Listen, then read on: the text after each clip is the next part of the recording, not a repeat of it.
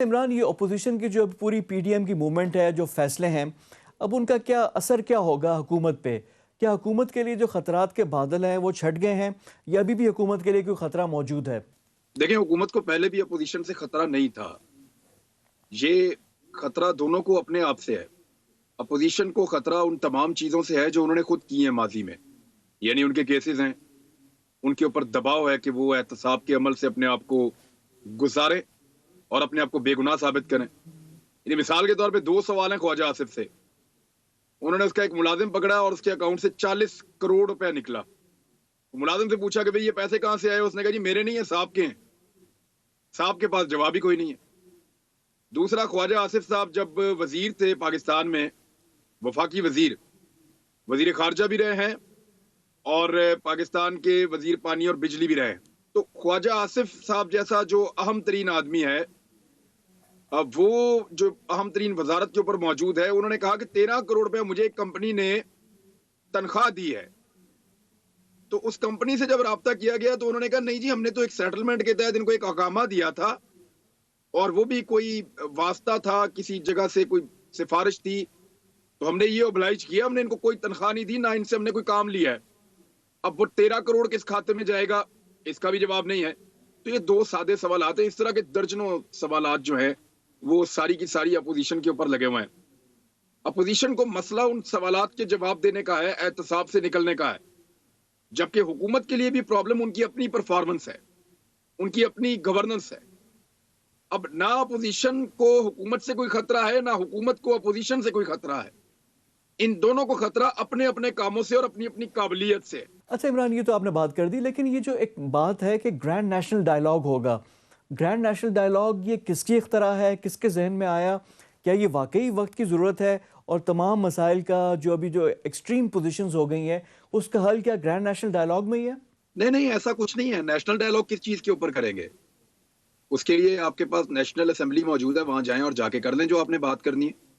تمام political parties کی وہاں پہ نمائندگی ہے. پاکستان میں کوئی ایسا بحران تو نہیں ہے کہ جس کے اوپر آپ کو گرینڈ نیشنل ڈائیلاگ کرنا پڑے گا. امریکہ پوری طرح تباہ ہو گیا کووڈ-19 میں، انہوں نے بھی نہیں کیا گرینڈ نیشنل ڈائیلاگ. دنیا بھر کے ممالک میں اس کرونا وائرس نے اکانومیز کو جھنجھوڑ کے رکھ دیا. ملکوں کی بہت بری حالت ہے. جو لوگ نوکریوں سے نکالے جا رہے ہیں، حکومتیں ان کو سپورٹ نہیں کر پا رہی. بھوک بڑھ رہی ہے دنیا میں، لیکن گرینڈ نیشنل ڈائیلاگ کہیں بھی نہیں ہو رہا. یہ پاکستان کے چند صحافیوں اور چند ایسے سیاستدانوں کے ذہن کی پیداوار ہے جو ارریلیونٹ تھے. وہ اپنے آپ کو ریلیونٹ کرنے کے لیے اس قسم کے شوشے چھوڑ رہے ہیں، یا اس قسم کی چیزیں کی جا رہی ہیں کہ کسی بحث کی گنجائش تو پیدا کی جائے. یہاں ایسی کوئی چیز ہو نہیں رہی. اور اگر کوئی کر رہا ہے، مثال کے طور پہ محمد علی درانی، میرا بڑا اچھا ان سے تعلق ہے، لیکن اگر آپ غور کریں تو اپوزیشن محمد علی درانی جو بات کر رہے ہیں وہ کہتی ہے ہم نہیں مانتے، لیکن ان سے مل بھی رہے ہیں. حکومت کہتی ہے ہم نے ان کی ڈیوٹی ہی نہیں لگائی. یہ کس کے کہنے پہ جا رہے ہیں؟ اور یہ بات ان سے کلیئرلی پوچھی جانی چاہیے کہ وہ یہ تاثر کیوں کریٹ کر رہے ہیں. وہ یہ تاثر بنا رہے ہیں اور اس تاثر کو بنانے میں کامیاب بھی ہو رہے ہیں. اور یہ چیز حکومت کے لیے اور فوج کے لیے نقصان دہ ہوگی، کیونکہ حکومت یہ کہہ رہی ہے کہ وہ انڈیپینڈنٹلی پالیٹکس کر رہی ہے، فوج یہ کہہ رہی ہے کہ ہم سیاست میں کردار ادا نہیں کر رہے. اب حکومت کی اتحادی جماعت کا ایک سیکرٹری جنرل اٹھ کے یہ کہہ رہا ہے کہ وہ کسی کے بہاف پہ یہ بات چیت کر رہا ہے، تو اس سے الٹا اس ادارے کو نقصان ہو رہا ہے. میرے خیال میں محمد علی درانی صاحب کو یہ ایکچولی عدالت سے بھی نکلی تھی ایک ٹرمنالوجی، تو عدالت سے تو اور بہت ساری چیزیں نکلتی ہیں، لیکن پالیٹکس جو ہے وہ پولیٹیشینز کا کام ہے. یہ ججز کو بھی نہیں کرنی چاہیے، جرنلز کو بھی نہیں کرنی چاہیے، اور صحافیوں کو بھی نہیں کرنی چاہیے. Let them do their work. اور پاکستان میں ایسا کچھ نہیں ہو رہا سوائے احتساب کے کہ جس کے اوپر گرینڈ نیشنل ڈائیلاگ کیا جائے. عمران، ابھی جو آپ بات کر رہے ہیں نا کہ جن کو جو کام ہے، جس کا کام اسی کو ساجے، لیکن جو سیاست کر رہے ہیں انہوں نے کیا کیا ہے؟ کیا ڈیلیور کر دیا ہے؟ جو ہمارے حالات ہیں اسی وجہ سے ہے نا کہ جو گورنمنٹ ہو اپوزیشن ہو، پہلے جو اپوزیشن تھی یہی گورنمنٹ میں تھی، تو یہ جو ہمارے حالات ہیں اس کے ذمہ دار بھی تو یہی لوگ ہیں نا.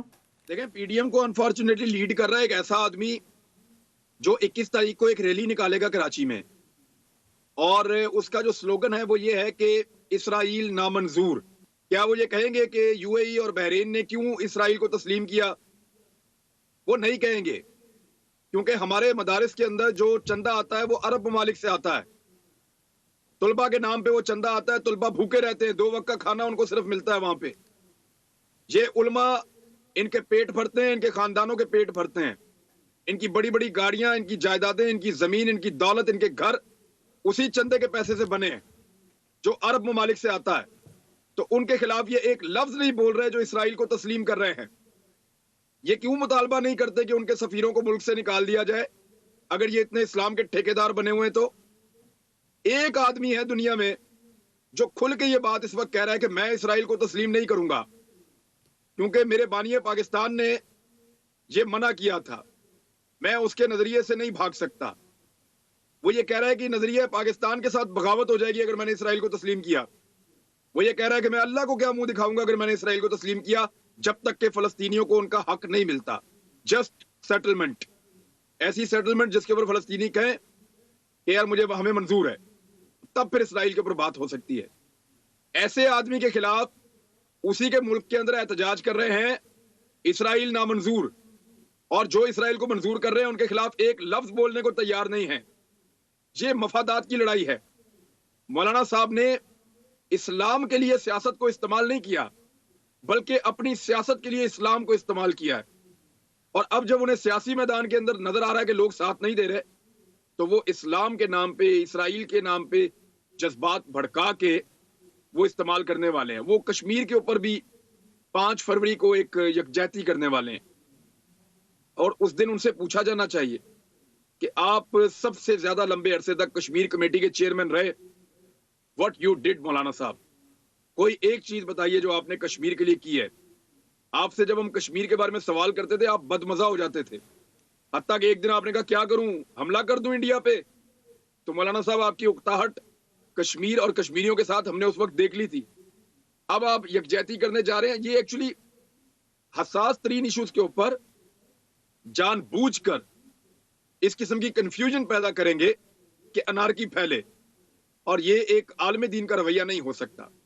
ایک سرمایہ دار قسم کا پولیٹیشین تو یہ کر سکتا ہے, مفاد پرست پولیٹیشین تو یہ کر سکتا ہے, عالم دین کا یہ رویہ نہیں ہو سکتا. یہ مولانا کی بات آپ نے عمران بڑی تفصیل سے کر لی. ابھی آج بھاولپور میں بھی ہم نے دیکھا پی ڈی ایم کی ریلیاں تھی, سب کچھ تھا. مریم نے ایک دفعہ پھر خطاب کیا. جو پی ڈی ایم کی کانسٹیٹیوئنٹ جماعت ہے مسلم لیگ نواز, اس میں مریم نواز کا اس حال میں پہنچنے کا کتنا رول ہے؟ جو ان کے نقاد ہیں وہ کہتے ہیں کہ جی 2015 میں جو پی ایم ایل این کی پوزیشن تھی پیناما سے پہلے وہ تو بالکل ہی انوینسیبل تھی کہ اس میں کوئی کہ لگ رہا تھا اگلے 10 سال یہی حکومت کریں گے. تو 2015 سے 2020 کے درمیان جو ہوا ہے اس میں مریم کا کتنا بڑا رول ہے اور مریم فیکٹر کتنا امپورٹنٹ ہے اس میں؟ دیکھیں, مریم نواز اور پرویز رشید جو ہے نا, یہ 2 بڑے شاندار لوگ ہیں.